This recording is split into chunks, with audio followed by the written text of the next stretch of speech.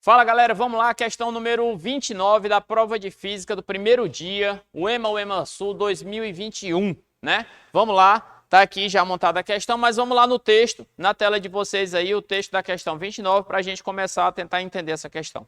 Olha só, nesse texto é uma característica da UEMA, de vez em quando ele joga um texto grande no início, às vezes a gente usa, às vezes a gente não usa. Para ganhar tempo, vamos tentar responder a questão por esse texto de baixo. Se a gente conseguir, bem. Se a gente não conseguir, a gente volta e lê o de cima. Um carro com massa, 1.600 kg, que se desloca de oeste para leste com uma velocidade de módulo 72 km por hora, colidiu com uma caminhonete de massa igual a 2.400 kg, que se deslocava de sul para o norte com a velocidade em módulo de 36 km por hora. Em virtude da colisão, os dois veículos seguiram engavetados como um único corpo na direção nordeste. Você pode ver aí, aqui comigo no quadro novamente, aqui comigo no quadro, olha só. Você pode ver que aqui nós já temos massa, velocidade e o que o cara está procurando aí, né? Vamos ver aí na próxima tela, na questão 29 de novo, na tela de vocês, a parte final da questão diz assim. Considerando a situação descrita acima e que no momento da colisão estava chovendo muito e por isso o atrito entre os veículos e a estrada pode ser desprezado, o módulo da velocidade no momento em que os dois veículos movem-se juntos na direção nordeste em metros por segundo vale quanto? Aí, agora aqui comigo, duas informações importantes.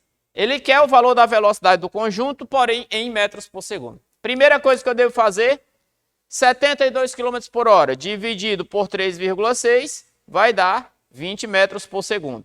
Segunda coisa, 36 km por hora dividido por 3,6 vai dar 10 metros por segundo.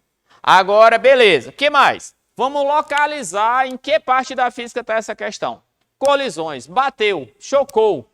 Final do assunto de dinâmica, certo? O assunto é colisões. Em colisões, a gente pode fazer o estudo de energia ou pode fazer o estudo da quantidade de movimento, ou até mesmo do impulso. Qual é a parte mais indicada que a gente vai usar para resolver essa questão? O mais indicado nesse caso aqui é usar a quantidade de movimento. Por quê? Porque é uma característica comum a todo tipo de colisão. Quantidade de movimento sempre se conserva.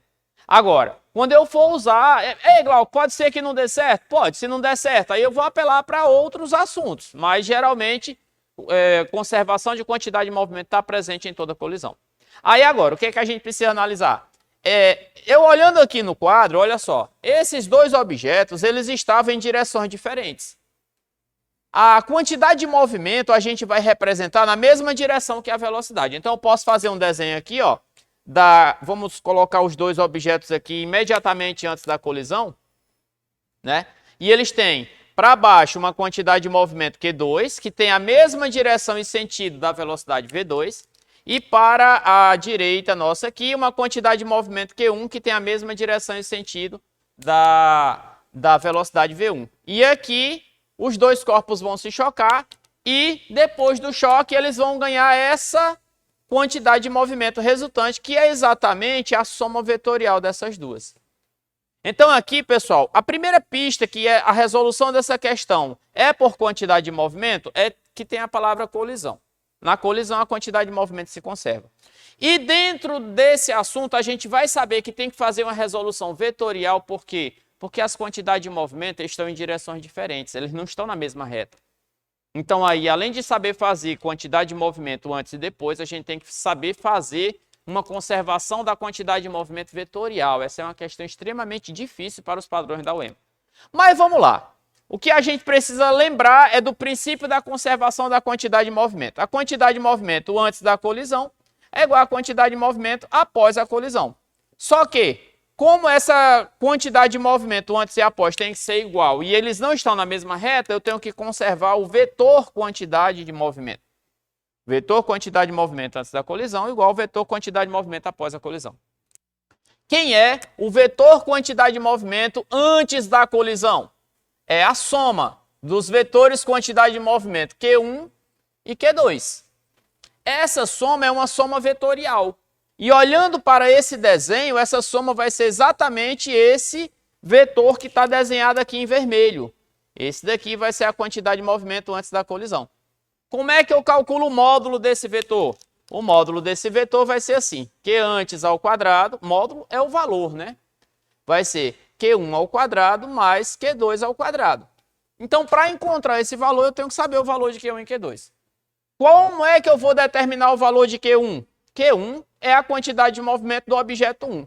Quantidade de movimento é massa, velocidade. A massa do objeto 1 é 1.600. A velocidade dele em metros por segundo é 20. Esse Q1, portanto, vai dar 32.000 kg/metro por segundo. A quantidade de movimento Q2 vai ser igual a quem? Massa M2 vezes a velocidade. A massa 2 é quanto? 2.400. A velocidade 2 é 10. Q2, portanto, vai ser igual a 24.000 kg/metro por segundo. Tem os valores de Q1 e o valor de Q2, né? O valor de Q1 e Q2. A quantidade de movimento antes é só somar? 32 mais 24? Não. Por quê? Porque aqui eu tenho, como diz um amigo, uma parada vetorial. E aí nessa parada vetorial a gente vai ter que substituir os valores dos módulos aqui e calcular a quantidade de movimento antes. Então essa quantidade de movimento antes elevado ao quadrado vai ser igual a Q1 ao quadrado é 32.000 ao quadrado, Q2 ao quadrado é 24.000, 24.000 ao quadrado. Então essa quantidade de movimento antes vai ser igual a raiz quadrada de 32.000 ao quadrado mais 24.000 ao quadrado. É desumano, sim, mas é o jeito que tem de fazer essa conta. Fazendo aqui 32.000 ao quadrado, dá quanto? Nossa, 1.024 vezes 10 elevado à sexta, mais 576 vezes 10 elevado à sexta, né? Então essa quantidade de movimento antes vai dar igual a raiz quadrada de 1.600 vezes 10 elevado à sexta. Essa quantidade de movimento antes vai dar igual a raiz de 1.600, 40. Raiz de 10 à sexta, 10 à terceira. Então essa quantidade de movimento antes aqui vai dar igual a 40.000 kg vezes metro por segundo. Agora observe, né? 32.000 mais 24.000 não dá 56.000, dá 40.000 quando a soma é vetorial.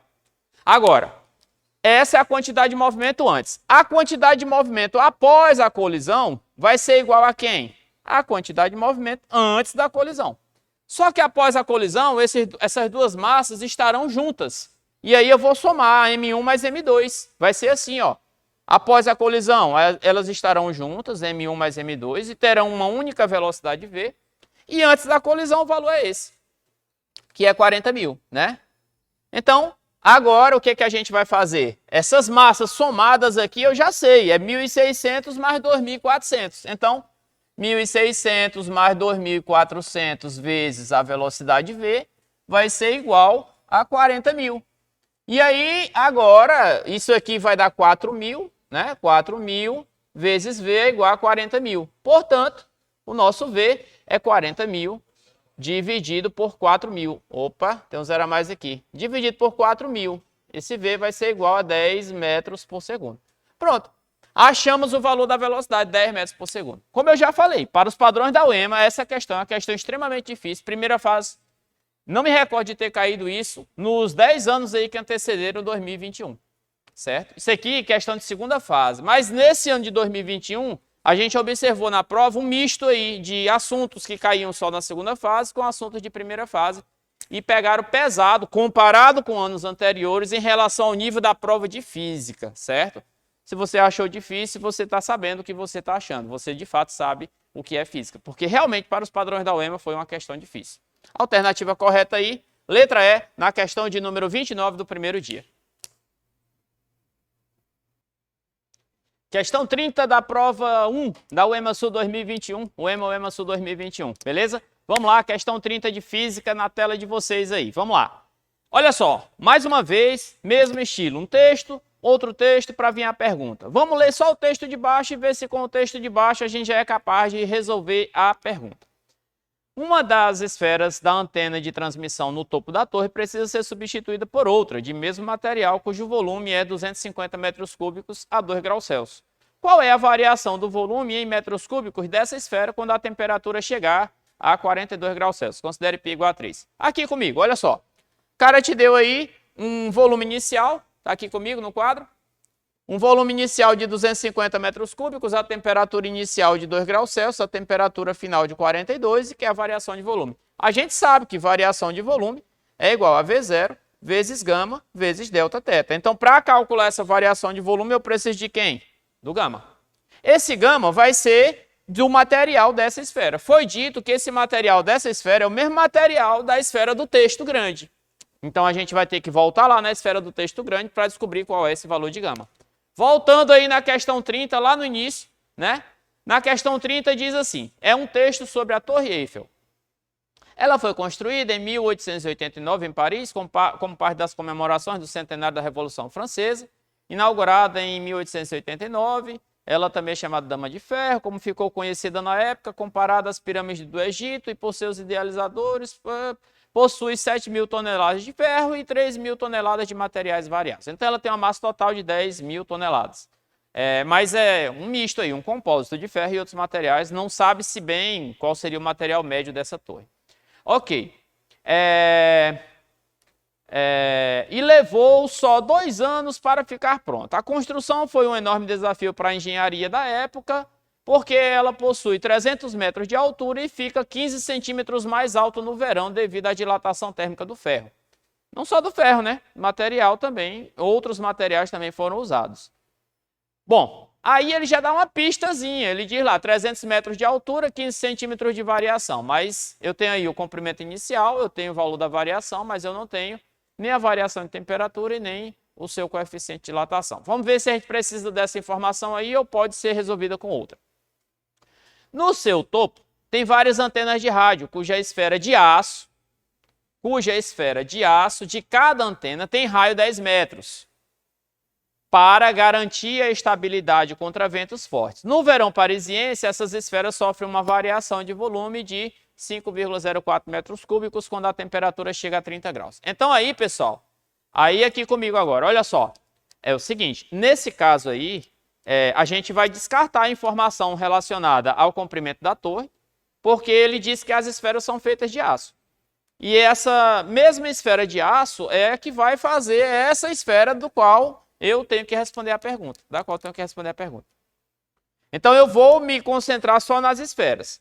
Ele deu o raio da esfera. Com o raio dessa esfera 1 aí, dessa esfera de raio 10 metros, desse texto grande, eu calculo o volume, mas para isso eu preciso me lembrar de matemática. Como é que eu calculo o volume de uma esfera? 4/3 de πr ao cubo. Isso é uma fórmula da geometria espacial.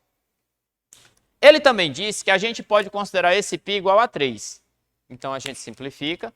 E esse raio aí, ele vale 10 metros. Então 4 vezes 10 elevado ao cubo. O volume inicial dessa esfera 1, portanto, vai ser 4.000 metros cúbicos. Ele falou também que a variação de volume dessa esfera 1, da esfera da primeira parte do texto, é igual a 5,04 metros cúbicos quando essa esfera chegar a 30 graus. Mas ele não te deu o valor da temperatura inicial. Ele não disse se ela é 15, se era 20, se era 0, se era menos 20, se era menos 30. Então está faltando esse valor. Então, por esse motivo, eu acredito que essa questão deveria ser anulada, né? Mas vamos imaginar que ele quis dizer que a variação de temperatura que essa esfera fica submetida é 30 graus Celsius. Com a variação do volume, com o volume inicial e com a variação de temperatura, eu vou calcular o coeficiente de dilatação linear volumétrico do aço. Com esse coeficiente de dilatação volumétrico do aço aqui, eu vou substituir aqui e calcular o que a minha pergunta, o que me é perguntado. Então vamos colocar isso aqui, ó. Delta V é igual a V0 vezes gama vezes delta teta. Variação do volume, 5,04. Volume inicial, 4.000. Gama, não sei. Delta teta, está imprensadinho aqui, mas é por uma boa causa, 30. Esse gama vai ser igual a 5,04 dividido por 4.000 vezes 30, 120.000. Pessoal, eu não vou ficar aqui fazendo essa conta, né? Essa daqui é a unidade de medida, grau Celsius a menos 1. Vou pegar esse gama, vou só substituir ele aqui. E com isso eu calculo o valor da variação do volume. Variação de volume vai ser V0. Qual o valor de V0? É o V0 dessa esfera e não daquela. É 250. Gama. é 5,04 dividido por 120 mil. Variação de temperatura, nesse caso aqui está bem claro, 40, né? Pronto. Aí aqui o que é que a gente faz? Vamos simplificar logo esse zero com esse. 120 por 40 já vai dar 3 aqui, então aqui sobra 300. E vamos ver aqui, esse ΔV vai ser igual a 25 vezes 5,04. Esse 5,04 eu vou colocar logo aqui 5, vamos fazer essa aproximação, né? 5 vezes 25 vai dar 125, aqui embaixo dividido por 300. Bom, então essa variação do volume vai ser 150 por 300 daria 0,5. 125 por 300 dá menos que 0,5. Vai dar 0,40 e alguma coisa. 0,42. Aproximadamente aí 0,42. Pronto. Essa é a resposta. O quê? Metros cúbicos. Vamos garimpar agora a alternativa. A alternativa, aí olha só, não pode ser letra A, nem B, nem C e nem D. Então só pode ser aí a letra E, não é isso?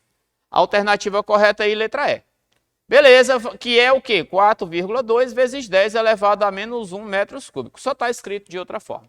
Agora veja bem, para mim essa questão é anulada, tá? Por quê? Porque ele não deu a variação de temperatura da primeira parte. Porém, você poderia fazer por eliminação. Como? Veja só, na primeira esfera eu tenho um volume inicial de 4.000 metros cúbicos e uma variação de volume de 5,04 metros cúbicos, o que é uma variação considerável. A segunda esfera é feita de mesmo material, está no mesmo ambiente, a variação de temperatura é próxima disso. Só que o volume inicial aqui, 250, comparado com os 4.000, é quantas vezes menor? 16 vezes menor. Então, eu tenho um volume de esfera inicial 16 vezes menor do que esse. Há de se esperar que essa variação de volume também seja muito menor do que 5,04. Né? Então, como eu tenho um volume inicial muito menor, essa variação de volume deve ser muito menor, mesmo a variação de temperatura sendo 40 graus Celsius. E aí, se você for nas alternativas, um valor muito menor do que 5,04, diante das alternativas é quanto? Vamos lá nas alternativas aí da questão, olha só. A letra A não pode ser. 3 vezes 10 elevado a sexta, isso aí é 3 milhões. A letra B não pode ser, é 40 milhões. A letra C não pode ser, é 100 mil. A letra D é 5,6, é um valor de variação de volume maior do que o da esfera anterior. Então, por eliminação, só sobra a letra E.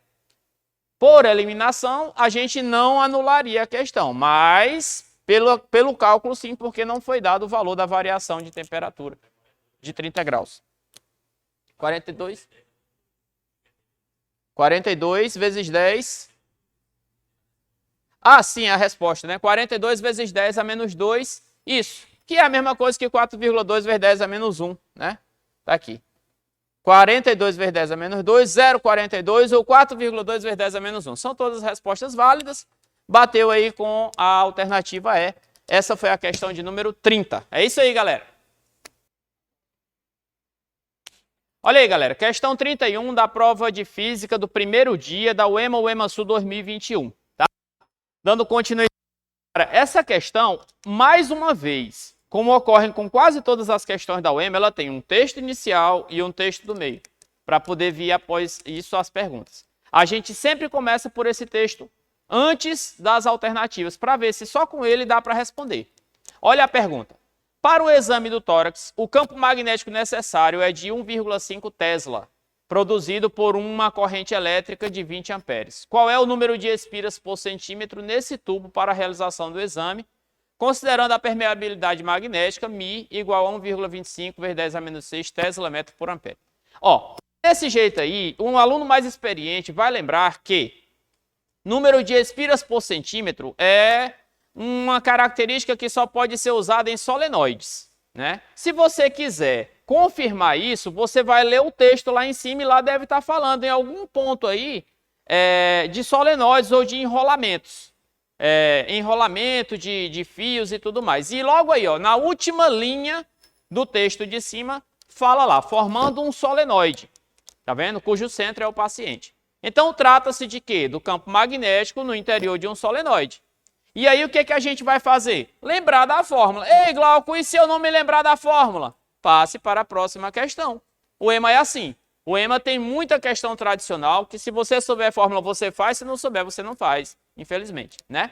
Então, nesse caso, o campo magnético do solenoide, alguém lembra como é que determina? Aí a gente tem que lembrar como é μ vezes I vezes N. O que é o N? O N é o número de espiras por unidade de comprimento. É isso que ele está procurando. É uma conta simples. Campo magnético no interior do solenoide foi dado na questão, 1,5 Tesla. O μ foi dado na questão, 1,25 vezes 10 elevado a menos 6 Tesla metro por ampere. Tudo no sistema internacional. A corrente elétrica foi dada na questão, é 20 amperes. E o N foi perguntado. Acabou. Aí é conta. Aí vamos lá. Bom, fazendo essa conta, rapaz, agora a conta é que é triste, né, fazer. Vai dar um N igual a 1,5 dividido por 1,25 vezes 20 vai dar 25, né? 25 vezes 10 elevado a menos 6. Esse N, então, vai dar igual a 1,5 dividido por 25, dá 4,5? 0,45. Opa, 0,06 vezes 10 elevado a mais 6. Então, esse N vai dar 6 vezes 10 elevado a quarta. Aí, o que? Espiras por metro, né? Aí, as pessoas mais apressadas, confesso que, inclusive, eu, quando vi essa questão mais apressada, 6 vezes 10 a quarta, pufo, pufo, pá, letra A. Mas, olha a pergunta. O número de espiras por centímetro. Se você tem 60 mil espiras em 1 metro... Em 1 centímetro, que é a centésima parte disso, você tem a centésima parte de 6 vezes 10 elevado à quarta. E qual é a centésima parte de 6 vezes 10 elevado à quarta? É 6 vezes 10 à quarta dividido por 100. Ou você pode fazer uma regra de 3. Isso aqui é em 1 metro, em 1 centímetro x. Pode fazer também. Nesse caso aqui, vai dar 6 vezes 10 elevado ao quadrado espiras por centímetro, que é o que a questão pede. Tá certo isso, tá certo isso. O que a questão pede? Isso. Qual a alternativa é a correta? A alternativa correta é a letra B, certo? Uma questão que você resolve se você lembrar de fórmula. Basicamente é isso, beleza? Uma questão aí de final do assunto de campo magnético. Também questão que tradicionalmente só caía em segunda fase de UEMA, caiu nessa vez, primeira fase. Uma prova bastante tradicional, bastante focada em conta e em fórmula. É isso aí. Valeu! Questão 32 aí agora, galera, da prova de física da UEMA Sul 2021. UEMA Sul 2021, prova de física da prova 1, primeira prova. Vamos lá, questão 32 na tela de vocês, ainda está 31 aí, vamos passar para 32. Na tela de vocês agora, questão 32. Mais uma vez, um texto, um outro texto, e as alternativas. Vamos ler o texto de baixo. O texto de baixo e vamos ver se a gente consegue responder por esse texto de baixo. Diz assim: sabe-se que a radiação eletromagnética ou simplesmente luz é quantizada. Segundo Einstein, e a quantidade de luz hoje recebe o nome de fóton. Por isso, para eliminar vírus, a cabine sobre a superfície, uma rede de supermercado instalou cabines UV para descontaminar os carrinhos de compras. A cabine UV contém luz ultravioleta de comprimento de onda 300 nanômetros. Vamos anotar isso aqui. Comprimento de onda 300 nanômetros. 300 nanômetros equivale a 300 vezes 10 elevado a menos 9 metros. Beleza. Voltando aí na alternativa, na questão. Qual é a energia desse fóton? Em eletronvolts, adote a constante de Planck, igual a 4,14 vezes 10 elevado a menos 15 eletronvolts segundo. E adote a velocidade da luz no vácuo, 3 vezes 10 elevado a oitava metros por segundo. É uma questão de física quântica, mas é uma questão simples, né? Mas é na minha opinião, uma questão meio fora de contexto para um vestibular, nos padrões que a UEMA cobrava anteriormente. Esse assunto só era cobrado em segunda fase, né? Quando era cobrado. Agora veio na primeira, né? É simples? É. Aqui você precisa ter só informação. Qual informação? Que você calcula a energia assim. Energia é a constante de Planck vezes a frequência. A fórmula é simples demais. Glauco, mas e essa frequência não foi dada? É verdade, não foi dada a frequência, mas você pode lembrar que V é igual a lambda vezes a frequência. Essa velocidade é essa velocidade da luz aqui. Então você tem a velocidade da luz 3 vezes 10 elevado à oitava. O valor do lambda foi dado aqui, 300 vezes 10 a menos 9, que 3 vezes 10 elevado a menos 7 metros, vezes o valor da frequência. Então, o valor dessa frequência aqui vai ser quanto? 3 vezes 10 elevado à oitava, dividido por 3 vezes 10 elevado a menos 7, que vai dar 1 vezes 10 elevado a 15 Hz. Esse é o valor da frequência. Aí eu pego essa frequência, substituo essa frequência aqui nessa equação, e a energia vai ser constante de Planck, 4,14 vezes 10 elevado a menos 15. Frequência, 1 vezes 10 elevado a 15. Essa energia vai ser 10 a 15 vezes 10 a menos 15 dá 10 elevado a 0, que é 1. 4,14 elétron-volts, que é a unidade de medida de energia. Beleza? Somente isso nessa questão. Sabendo a fórmula, você resolveria tranquilamente. Você também poderia usar uma equação alternativa, que é constante de Planck vezes a frequência, é a velocidade da luz dividido pelo comprimento de onda. Poderia fazer uma conta só, substituindo todo mundo aqui. Beleza? Nesse caso aí, a alternativa correta, 4,14 somente, letra E, não é isso? Letra E, para essa nossa prova de física do primeiro dia da UEMA 2021, UEMA Sul 2021, a prova altamente tradicional, altamente exigente em relação a lembrar de fórmulas e assuntos de final de capítulo sempre. É algo totalmente diferente do que a UEMA vinha cobrando aí nos últimos 6, 7 anos, pelo menos na primeira fase. Mas é isso aí, galera, valeu! Física, UEMA Sul 2021, segundo dia, certo? Agora a gente vai começar novamente pela questão 29, segundo dia. E vamos lá, na tela de vocês aí, a nossa questão 29, que é a primeira questão de física. Diz assim: um turista chega à capital São Luís e pretende visitar o Parque Nacional dos Lençóis Maranhenses, em Barreirinhas. Ao fazer uma busca na internet, ele constata que a distância entre as duas cidades é de 250 quilômetros. O passeio para o Parque dos Lençóis tem saída de Barreirinhas às 11h15 da manhã. Significa que ele tem que estar em Barreirinhas às 11h15 para poder pegar esse passeio para ir ao Parque dos Lençóis, né? Ao chegar ao aeroporto da capital, alugou um carro e planejou sair às 8 horas da manhã, dirigir por 90 quilômetros para ter algum tempo de sobra, a 90 km por hora, né? O turista conseguiu manter os primeiros 90 km com a velocidade planejada. Próximo à cidade de Rosário, no Maranhão, encontrou um trecho de estrada em obras, o que fez ele reduzir sua velocidade para 40 km por hora. Vamos ver o final da pergunta, lá na próxima tela. Aí. Qual a velocidade em quilômetros por hora que o turista deve manter no restante da viagem para chegar a tempo de fazer o passeio? Bom, ele quer saber a velocidade no último trecho. Volta lá na primeira parte da questão e vamos pegar os dados. Eu tenho aqui esse motorista saindo de São Luís, né? No primeiro trecho. Ele vai andar um primeiro, um segundo e um terceiro trecho. Vamos separar os 3 trechos aqui. O primeiro trecho é de 90 km e ele faz com a velocidade de 90 km por hora. Então não precisa nem fazer conta, né, pessoal? 90 km em 1 hora. O trecho é de 90 km, demora quanto? 1 hora. Ok. Próximo trecho. Um trecho que ele falou aí de 40 km, né? Próximo à cidade de Rosário. Um trecho de 40 km. Ele só conseguiu andar nesse trecho a 40 km por hora. Então também não precisa nem fazer muita coisa, né? Se são 40 km em 1 hora e tem 40 km para andar, o tempo é de 1 hora, né? E aí a distância total era de quanto? 250 km. Até aqui ele andou 90 mais 40, 130. Para os 250 faltam ainda 120 km ele andar. E aí a pergunta é, qual é o valor da velocidade aqui para que ele chegue lá às 11 horas e 15 minutos. Então, para isso, o que a gente vai ver? O cara saiu daqui às 8 horas. 1 hora ele estava aqui, 9 horas. Mais 1 hora ele estava aqui, 10 horas.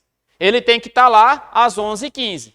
Então, ele tem que fazer esse trecho aqui em 1 hora e 15 minutos. 1 hora e 15 minutos, pessoal, não é 1,15 horas. 1 hora e 15 minutos é 1 hora mais 15 minutos. É 15 por 60 horas. Não é isso? É 1/4 de hora. Então, esse tempo aqui vai dar 1 hora mais 0,25 horas. Se você pegar 60 e dividir por 4, vai dar 15 minutos. Então, eu tenho aqui 1,25 horas. Então, ele vai fazer o trecho aí de 120 km em um tempo de 1,25 horas. Qual deve ser a velocidade? Essa é a pergunta. Aí, é bem simples aqui. A velocidade vai ser o ΔS dividido pelo tempo. O ΔS é 120 km em 1,25 horas. Isso aqui dividido deve dar... Nossos computadores já processaram aqui 96 km por hora, o valor da velocidade que ele deve fazer nesse último trecho para chegar em cima da hora aqui, né? Lógico, se ele fizer uma velocidade maior do que essa, ele consegue chegar até antes. Ok. Mas aí vamos lá nas alternativas. Vamos lá, vamos ver aí. Na questão 29, passa aí para frente. Olha só. A pergunta não foi qual é a velocidade, foi qual é a menor velocidade para que ele chegue a tempo. Aí, qualquer velocidade acima de 96 km por hora, ele chega a tempo. Mas qual a menor dessas velocidades? 96, ele ainda chega a tempo. Uma pessoa desavisada pode pensar assim, qual a menor velocidade? Aí ele olha das alternativas, menor velocidade é 96, está bem aqui, vai lá e marca e acerta. Acerta sem saber, mas acerta. Pode acontecer, né? Pode acontecer. Mas nesse caso aí, a alternativa correta, letra A menor velocidade que faz ele chegar no tempo é 96 km por hora. Beleza, é isso aí, galera, valeu. Bom, galera, vamos lá. Questão número 30, segundo dia da prova de física da UEMA, UEMA Sul 2021, beleza? Na tela de vocês, questão número 30. Diz assim, vixe, olha só, questão grande, vamos ler do meio para baixo. Aquelas que estão mais próximas das alternativas e ver se é necessário ler o texto inicial. Tem que ganhar tempo aí, né? Olha só. Uma moradora com necessidade de resfriar 300 gramas de água em um recipiente inicialmente a 30 graus Celsius, ela adiciona gelo a menos 20 graus Celsius. Considere que todo o gelo se funde e que o calor específico do recipiente pode ser desprezado. Dado o calor específico da água, 1 caloria por grau Celsius, do gelo 0,5, latente de fusão 80, a quantidade de gelo em gramas para que a temperatura final seja 0 é qual? Ó, todo o gelo derrete e a temperatura final será igual a 0. Aí o que a gente vai fazer? Aí vamos aqui no quadro, olha só. Eu tenho aqui uma água. A massa dessa água, 3.000 gramas. E eu não vou transformar em quilograma, porque o meu calor específico está em grama. E aqui eu tenho o gelo. A massa eu não sei. A temperatura da água é 30 graus Celsius. E a temperatura do gelo é menos 20 graus Celsius. No final das contas, eu preciso ter o quê? Água a 0. Eu preciso ter tudo aqui, ó, água a 0. Tudo aqui a 0. Esse aqui, só resfriando já chega lá, um calor sensível, né? Eu vou chamar isso aqui de calor sensível 1, certo? Que é um calor sensível de quem? Da água. Aqui, o gelo não vira água diretamente, ele tem que chegar aqui, ó, a 0 graus Celsius, né? Ainda gelo. A massa é a mesma. E aqui ele vai derreter e virar água a 0 graus Celsius. Aí, virando água a 0 grau, beleza, tá lá água a 0 grau. Então, aqui eu tenho um calor sensível 2 para o gelo e um calor latente 1 para o gelo. Esses calores foram trocados todos dentro do calorímetro. Um ganha, outro perde, um ganha, outro perde. E aí eu devo usar o quê? O princípio da igualdade das trocas de calor. Eu sei que eu devo usar esse princípio porque eu misturei vários corpos, eles trocaram calor entre si e obtivemos aí uma temperatura final que é 0. Então aqui eu vou fazer o quê? Quem é o calor sensível 1? É o da água. É a massa da água, calor específico da água, variação de temperatura da água. Substituindo os valores. Massa de água, 3.000. Calor específico da água, 1. A variação de temperatura é a final menos a inicial. Não vai fazer em módulo, não. É 0 menos 30 mesmo. Isso aqui vai dar um calor sensível 1 igual a menos 3.000 vezes 30 vai dar 90.000. Os computadores estão conferindo aqui os cálculos para ver se está certo. menos 90.000 calorias é o calor sensível 1. Agora a gente vai para os outros calores. O calor sensível 2, que é o calor do gelo, vai ser igual a quem? A massa do gelo, calor específico do gelo, vezes a variação de temperatura do gelo. Aliás, perdão. Isso aí... Não, tá certo, é o calor sensível 2, tá certo. Eu já estava levando em consideração o latente. Ok, tá certo. Calor sensível 2 aqui vai ser... Quem é a massa de gelo? Não sei. É o que eu estou querendo saber, né? O calor específico do gelo não é o mesmo da água. Foi dado na questão aí, é 0,5. E a variação de temperatura do gelo é a final, 0, menos a inicial, que é menos 20. Então vai ficar aqui 0 menos 20. Então, esse calor sensível 2 do gelo vai ser... Aqui dá 20, né? Vezes 0,5 dá 10. 10 M. Só fazer a continha aí. Mas não para por aí, né? A gente também tem o calor latente, que é o que o gelo derrete. O calor latente do gelo vai ser igual a quem? A massa vezes o latente. O calor latente do gelo vai ser o valor da massa. É a mesma massa de gelo que aqueceu, mas eu não sei que massa é essa. M. E o valor do latente é 80. Foi dado na questão. Pronto. O que eu faço? Calculados todos os calores, soma todo mundo igual a 0. Somando todo mundo aí, vai dar QS1 mais QS2 mais QL igual a 0. QS1 menos 90.000. QS2, 10M. QL, 80M, igual a 0. E aí, galera, 90M igual a 90.000. Então, M igual a 90.000 dividido por 90, que simplificando aqui vai dar igual a 1.000 gramas de gelo. É a massa que deve ter sido colocada aí para que a mulher obtenha lá no final os 3.000 gramas de água a 0 graus Celsius. Beleza? Alternativa correta aí, deixa eu ver aqui, letra D, não é isso? Para a questão de número 30, alternativa correta aí, letra D. Uma questão relativamente tranquila, né? Somente princípio da igualdade das trocas de calor. É isso aí, galera. Valeu! Olha aí, galera, questão 31, segundo dia, prova de física, o EMA Sul 2021, beleza? Questão 31 na tela de vocês. Mais uma questão que tem um texto, um outro texto e a pergunta. Vamos fazer como sempre, vamos ler o texto que antecede as alternativas. Se não for possível responder, a gente volta no texto de cima. Cientistas, em um experimento, colocam uma partícula positiva de massa 2 vezes 10 elevado a menos 17 kg e carga 2 microcoulombs, que se mantém em uma trajetória circular de raio 5 centímetros, graças ao campo magnético 8 vezes 10 a menos 5 Tesla, perpendicular à trajetória. A velocidade da partícula em metros por segundo é igual a quanto? É uma pergunta direta, não precisava desse texto de cima, né? Então, nesse caso aí, vamos coletar os dados aqui comigo. Olha só. A massa qual é? 2 vezes 10 elevado a menos 17 quilogramas.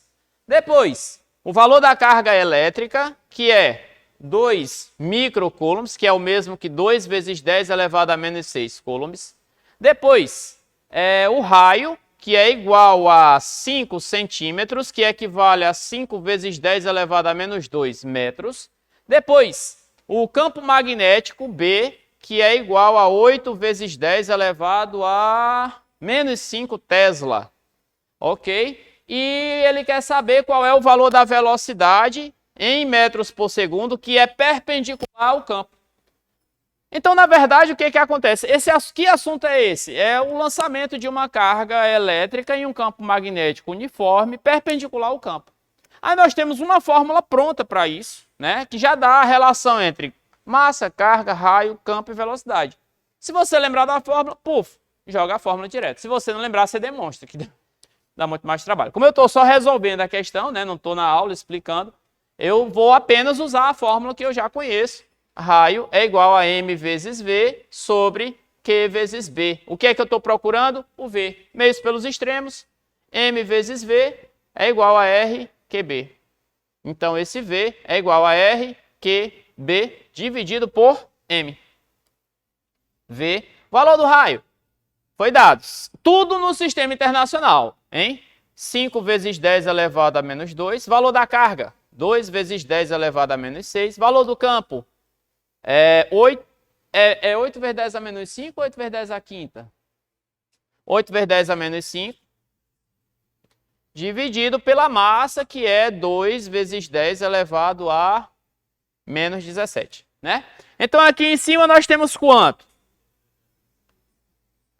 80, né? 80 vezes 10 a menos 13, dividido por 2 vezes 10 a 17, que vai dar menos 17, que vai dar 40 vezes 10 elevado a 17 menos 13, dá 4, né?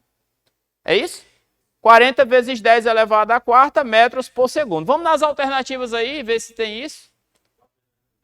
Tá em notação científica, né? 4 vezes 10 elevado a quinta metros por segundo. É isso, né? Jogou na fórmula, resolveu. Ei, Glauco, e se eu não lembrar a fórmula? Aí você demonstra. E se você não demonstrar, aí não tem como. Alternativa correta, letra A. Beleza? Para essa nossa questão de número 31. Letra A, não é isso? Então é isso. Valeu, galera. Até a próxima. Bom, galera, vamos lá. Questão 32, prova de física, o EMA-Sul 2021. É a prova do segundo dia, essa daí, né?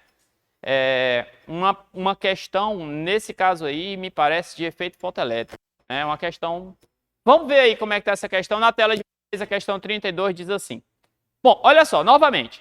Texto, figura, texto, alternativa. Vamos ler só esse texto aí de baixo, acima das alternativas.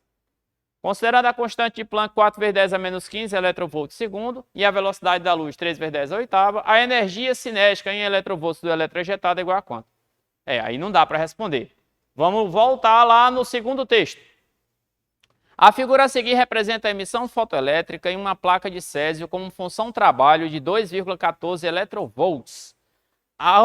Agora aí, pausa, volta aqui comigo, vem comigo aqui no quadro, olha só. É o seguinte, esse assunto, efeito fotoelétrico. Não vou nem ler a questão, vou mostrar para vocês aqui rapidinho como é que mexe com o efeito fotoelétrico. O que é efeito fotoelétrico? Tu incide luz no material, esse material absorve a energia da luz. Se essa energia for suficiente para arrancar o elétron, esse elétron é ejetado. A diferença entre a energia que chegou e o que eu vou gastar para arrancar esse elétron, essa diferença, esse excedente é passado para esse elétron na forma de energia cinética. É mais ou menos isso. Eu tenho aqui um material, né? Para retirar esse elétron desse material, eu vou gastar um certo valor de energia chamada de função trabalho. Cada material tem um valor de função trabalho diferente. Nesse nosso caso aqui, para essa questão, é o césio. E essa função trabalho foi dada aí, que é de 2,14 eletronvolts. Se eu incidir uma energia de até 2,14 eletronvolts, eu não vou conseguir arrancar nenhum elétron daí. Se a energia for 2,14 ou mais, eu consigo arrancar esse elétron. De onde vai vir essa energia? Da onda eletromagnética que vai incidir. Essa energia, constante de Planck, vezes a frequência. Eu vou gastar uma parte dessa energia para arrancar esse elétron desse material. E o excedente, esse elétron vai ter aqui na forma de energia cinética, que ele chamou aí de energia cinética. A função trabalho ele representa pela letra W aí, né? Mas o que eu quero saber? Essa energia cinética. Aí como é que eu faço, Glauco, para resolver? Olha, a fórmula pronta é uma coisa, mas eu posso dizer assim, a energia que chega vai ser gasta aqui e aqui. Posso dizer que essa energia vai ser igual a quem? A função trabalho mais a energia cinética. Né? A energia da luz, eu vou gastar uma parte dela para arrancar o material e o resto vai sobrar de energia cinética. Desse jeito, a energia cinética vai ser quanto? A energia da luz menos o valor da função trabalho. A função trabalho eu já tenho, então só preciso calcular a energia da luz. E quem é a energia da luz? A energia da luz vai ser a constante de Planck vezes a frequência. Aí o que eu preciso saber é desse valor primeiro, jogo aqui e descubro o valor da energia cinética. Qual é esse valor aqui? Aí a gente vai, agora vamos lá no enunciado, pegar os dados, né? Aí ele diz assim, a figura apresenta a emissão de uma placa de césio como função trabalho de 2,14, iluminada por uma radiação violeta de comprimento de onda 400 nanômetros. Então, peraí, olha aqui comigo. O cara nem deu o valor da frequência, ele deu o lambda, que é 400 nanômetros, que equivale a 400 vezes 10 a menos 9 metros. Beleza. Continuando, na tela de vocês aí. H vezes F é a energia dos fótons. EC é a energia cinética máxima dos elétrons emitidos. E W é a função trabalho do material do qual é feito o alvo, ou seja, a energia mínima que o elétron deve adquirir para poder escapar do material. Aí ele está explicando tudo aí, o que é isso, o que não é. Até você consegue, pensando um pouquinho, chegar nessa forma que eu mostrei. Considerando a constante de Planck, ele deu aqui, valendo 4,14 vezes 10 elevado a menos 15 elétron-volts segundo. A velocidade da luz no vácuo, C, igual a 3 vezes 10 elevado a oitava metros por segundo. A energia cinética do elétron vale quanto? Então, primeiro eu vou calcular essa energia incidente. Para isso, eu posso calcular a frequência ou eu posso calcular a energia direta assim, ó. Eu sei que a velocidade da luz é lambda vezes a frequência. Então, se eu quiser substituir a frequência, vai ser C sobre lambda. Eu pego, coloco aqui, ó, essa energia incidente vai ser constante de Planck, C sobre lambda. Ou eu posso descobrir a frequência e depois substituir a frequência lá. Então, essa energia incidente vai ser constante de Planck, 4,14 vezes 10 a menos 15, tudo no sistema internacional. Velocidade da luz, 3 vezes 10 elevado a oitava, dividido por lambda, 400 nanômetros, 400 vezes 10 a menos 9, 4 vezes 10 elevado a menos 7. Isso aqui, ó, é 4 vezes 10 a menos 7, né, metros. E agora, pessoal, é conta, né? Essa energia vai ser quanto? Rapaz, eu não sei não. 3,105. 3,105. Pronto, porque 10 a 15, a menos 15, aqui vai dar mais 15, vai cancelar esse, 4, tal, 3,115. O quê? Elétron-volts. Essa é a energia que chega. E agora eu vou pegar aqui a minha equação, que é essa daqui, ó. Energia que chega, ou melhor, a energia cinética vai ser igual à energia da onda, que é 3,105, menos a função trabalho, que é 2,14, né? E pronto, essa energia cinética em eletronvolts vai ser igual a quanto? 3,105 menos 2,14. Rapaz, não sei quanto é que dá isso aí não. 3,105 menos 2, dá quase 1, né? 0,965. 0,965, qual o valor que mais se aproxima aí? 1,01, né? 1,01. Ah, não, mas tem uma continha que está errada aqui, né? Qual é a continha que está errada? É que eu usei a constante de Planck de uma das questões anteriores. Nessa questão aqui foi dado 4,2. Se eu botar o 4,2 aqui, vem o 4,2 para cá. 4,2 dividido por 4 vai dar... Não sei quanto é que dá isso aqui. 3,15. Se eu botar aqui 3,15 menos 2,14, aí 1,05. A resposta não vai mudar, 1,01. Elétron-volts, não vai mudar a resposta. É porque eu usei, estou aqui resolvendo as questões, usei a constante de Planck da questão anterior, da prova do primeiro dia, certo? Mas é isso aí, 1,01 eletronvolts, alternativa correta, letra D, né? Para essa questão. Mais uma vez, questão de segunda fase, assunto de questão de segunda fase aqui na primeira, nessa prova de 2021, que foi uma prova diferente dos anos anteriores, uma prova técnica tradicional. Você sabia a fórmula, você fazia, você não sabia a fórmula, você não fazia. É isso aí, galera, valeu, até a próxima.